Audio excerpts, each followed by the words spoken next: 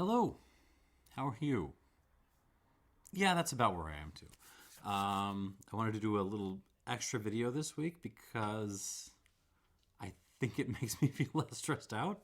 So we're going to talk about two of my favorite subjects, Cab Franc and Cava. So you watch this channel, which means you are some kind of spirits nerd, and that you might be also wine curious. Where the heck do you start with wine, though? There's so many of the things out there. You just kind of like stare into the wine section of the liquor store, and your eyes just kind of go blank because what do you do? Where do you go? I'm going to tell you where to go. You go to Cab Franc and Cava. Why? Because wine goes with food. Can you buy a bottle of wine off the shelf and pop it and enjoy it in your man cave in front of your bookcase or whatever? Absolutely, sure, why not? But mainly, the main selling point of wine is that, you pop it to drink with what you eat. It is really, really, really, really good at that. In a way that spirits, with a couple of exceptions, we can talk about baijiu, we can talk about cocktails, tends not to do. And if that's the world, if that's what you're interested in, if you're looking for wine as something to go with what you eat, I think the two best places to start with are Cab Franc and Cava. So I should give you the background on this. When I was dating my wife, we would go out to Chicago, one of the neighborhoods, and there's always some BYOB restaurants around. We would never know. We would know kind of which ones we were interested in, but not necessarily which ones we would end up in. So, a potential wide variety of cuisines we could finally land on, and we wanted to bring a bottle of wine, and had to open it to work for all of them. So, where do you go? What do you bring? That's where these two come in. Both of these wines tend to be made in styles that just kind of go really well with a really, really wide range of food. If you eat food that's a little bit on the sweeter side, you can throw like some Rieslings into the mix. That's another video. There's definitely other stuff you can throw into the mix aside from these, but I think this is a good starting space. So, what makes these so darn good with food? Let's start with Cab Franc. Cabernet Franc. It's a very, very old grape, and it is one of the parents of Cabernet Sauvignon. If you have had a wine in your life, there's a good chance it was a Cabernet Sauvignon. One of the parents, along with Sauvignon Blanc. You might have guessed from the name. And in some ways, it shares a lot with Cabernet Sauvignon. You get it's very dark. You get lots of dark fruit flavors, that kind of stuff. It's lots of acidity. Tannins aren't quite as high. Tannins tend to be in a medium range. But where it is different is it buds earlier and it ripens earlier. And that is important because suddenly you can plant this stuff in colder climates. You can plant it pretty much anywhere, to be honest. So you will find Cabernet Franc grown in some of the hottest regions of the world, California, and you'll find it grown in some of the coldest wine growing regions of the world. And I do like some of the California Cab Francs, but it's really the colder climate ones we're going to talk about that I think are useful. This is a Chinon. This is central France. It's one of the regions in the Loire Valley. Go to your wine shop, ask them for the Loire Valley red wines. They will know instantly what you were talking about. It tends to be Chinon, it tends to be Bourgueil, it tends to be Saumur and Saumur Champagny. And what makes these great? Well, first of all, it's how they smell. Like Cabernet Sauvignon, these tend to bring a slightly herbaceous quantity. Okay, so you're getting black fruit. You expect that. Expect some, blackberry, black cherry, that kind of thing. But you're also getting a little bit of bell pepper, a little bit of like a minty basil thing. And these just like do not smell like any spirit you will ever encounter. It's a completely different world from, your world of whiskeys and rums and so forth. So it's just so fun. There's floral elements. There's violets. There's tons of like black pepper. I mean, blackberry, yes, but it's just as much about kind of blackberry jam as it is about like fresh, slightly unripe, slightly green blackberries. Aromatics in these wines are always so fun. But again, like it's a very versatile grape. You can go to Argentina or something, you get a completely different style, which is very, very clean, much more like Cabernet Sauvignon, but just more medium-bodied, less tannin. Anyways, and it is that kind of profile that makes it work so well with food.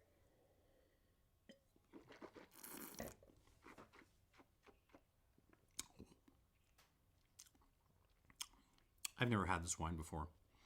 It's not even my favorite example of a Cabernet Franc, but yeah, this will do. What makes this work so well with food is the acid is sky high. It's ripping. My mouth is watering right now.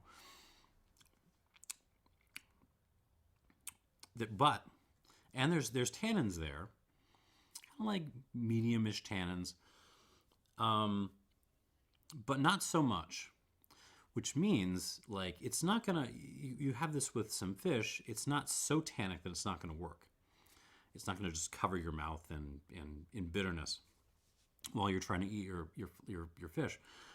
But at the same time, like if you're having, I mean, you could go up to like a steak with this. You could go up to, like a hardcore top sirloin or something, and this would still work because it's got enough tannins that it goes with that. So. Lots of flavors, florals, spice, but at the same time, it's just got a profile that works with a really, really wide range of foods. It's not going to work with sushi. It's not going to work with really, really delicate stuff. It might not work with like really hearty stuff, like lamb stew. I don't know if this would work.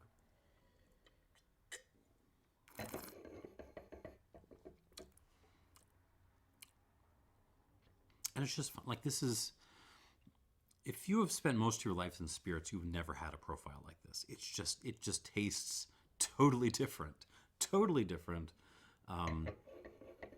from anything in that world. And now I have to get to the cava, but the problem is I have a full glass. Oh well, let's see what I can do. It's been a week.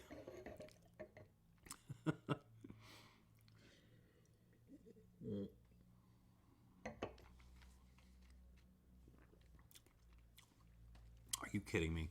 Give me some, I mean, swordfish, salmon, salads, absolutely.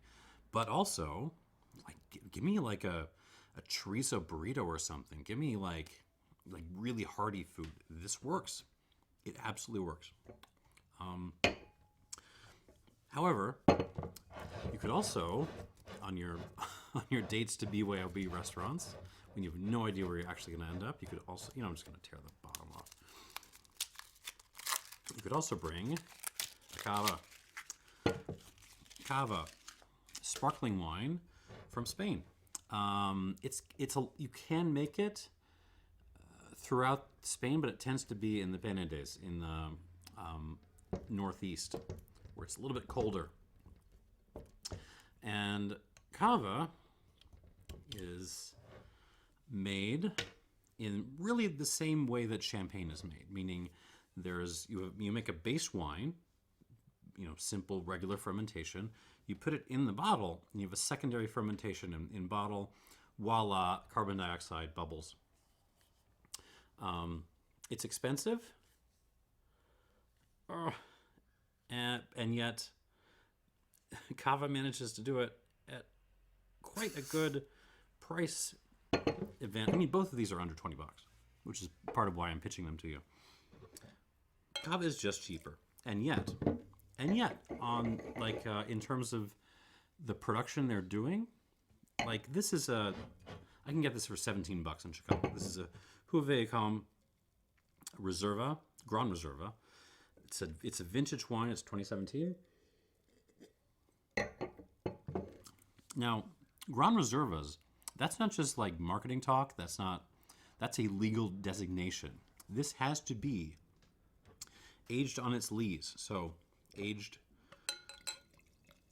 on, lees are basically dead yeast cells, and that's what gives wine, the sparkling wines, they're kind of bready, brioche, toasty characteristics. Sometimes it can turn it into almost like a beery smell, like a lager smell. Most entry-level champagnes are half that, or even less. This is 30 months on lees. It has a vintage, and oh, by the way, it has a little indication. What's on here somewhere? Brut nature. There we go. Brut nature means completely dry. There is no sugar added to this. Now, let's talk about Cava. So basically, yeah, champagne method, except even more rigorous than most of the champagnes you could buy for twice this price point. Now, you are paying a price in that. Champagne is extremely cold. It is way in the middle of the continent. Huge shifts in temperature. This is a little bit warmer, so the acidity is not as ripping as with a high-end champagne or something.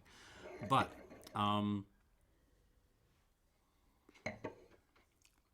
it is high, and like with most champagnes, there's no sugar added. And because of that extra lees aging time, it just has a lot more body to it. This has got some weight. And it's a different set of grapes. Champagne grapes, Pinot Noir, Chardonnay in particular, also Meunier, but that's a different conversation, tend to present a lot of aptly characters, which are great.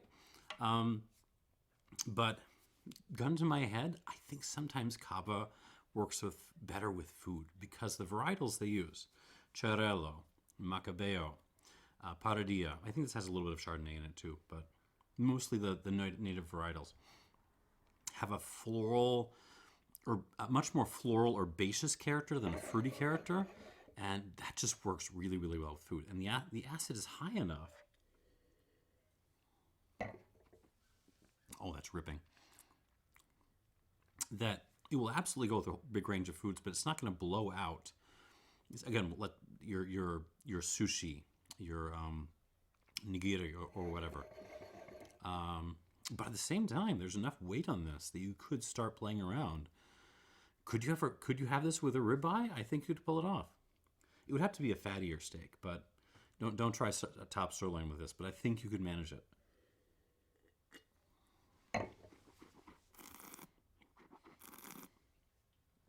Yeah. Dried flowers, lemon peel, lime peel. There's a little bit of like a sour pear thing on the nose of this. There's a lot of yeastiness happening. There's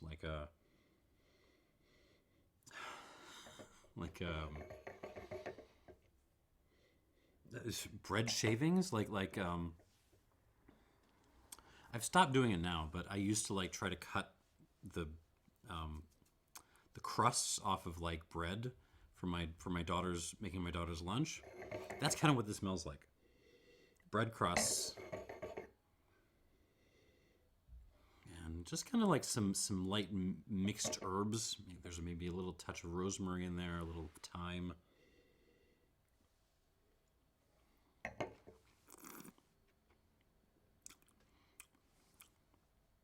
Pretty full body. Finish is a little short on this finish. It's not my favorite, but really full in the mouth. Bring some apple to it, but not as much as champagne would. And yeah, I mean, all the food short of really heavy steaks, this will work with it. It just will. Or like really sweet stuff. And yeah, so that's the video. If you are interested, if you have been interested in wine, and particularly in having food with wine, because it's just a kind of a different thing that spirits aren't necessarily as good at, here's what I would say to start with. Cabernet Franc. This Message Rouge it's 2020. It's fine, but I mean, you could certainly do better. And both these bottles are fine, but I guarantee both of these would improve with food. They eat all of them. The acid, the structure is just begging me to break out some cold cuts or something. Anyways, this is what I would point you to. Cab Franc, Cava. And yeah, thanks for watching. Hope this was educational. Hope you're all holding it together. Cheers. Incidentally, this is an Asso cork remover, not a corkscrew. This is the best wine accessory I have bought in a long time. I almost don't reach for a standard waiter's key anymore unless it's synthetic cork. Synthetic cork doesn't work with the Asso for some reason. Again, thanks for watching and cheers.